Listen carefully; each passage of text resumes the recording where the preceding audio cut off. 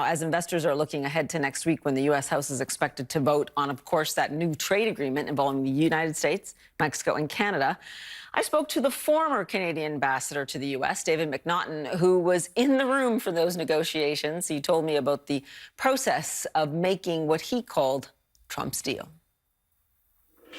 All in all, I think the most important thing is, and I give Bob Lighthizer an enormous amount of credit for this, is that he was able to work with Speaker Pelosi and Chairman Neal to find a way to, come to a consensus that Democrats and Republicans and, the president are all prepared to support. And I think that gives an enormous amount of confidence and stability to investors who are looking, whether they're going to invest in Canada, the U.S., or Mexico, that there's bipartisan support in the United States.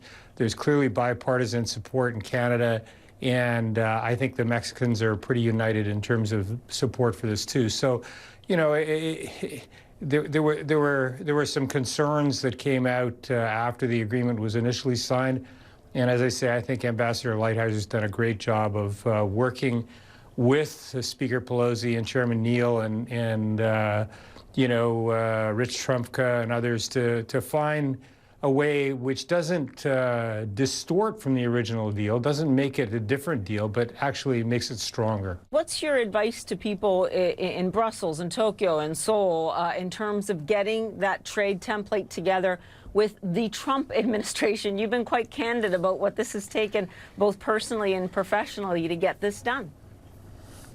Well, I just made some very complimentary remarks about Ambassador Lighthizer, and I would say the same for Jared Kushner in terms of his role in all this.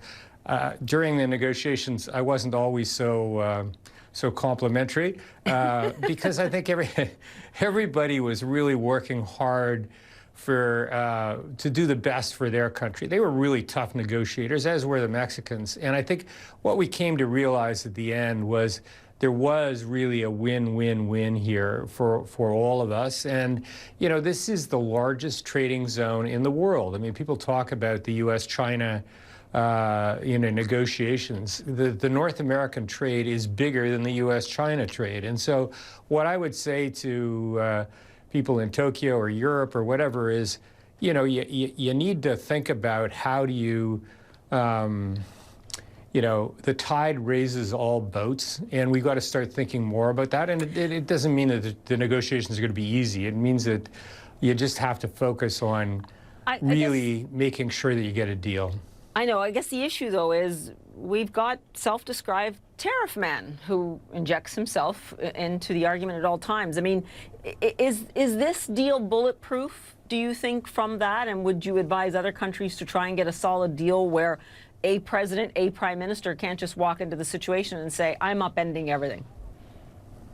Well, I think, the important thing about this deal is that the president has been part of it all the way along. I mean, he campaigned in 2016 saying it was a bad deal.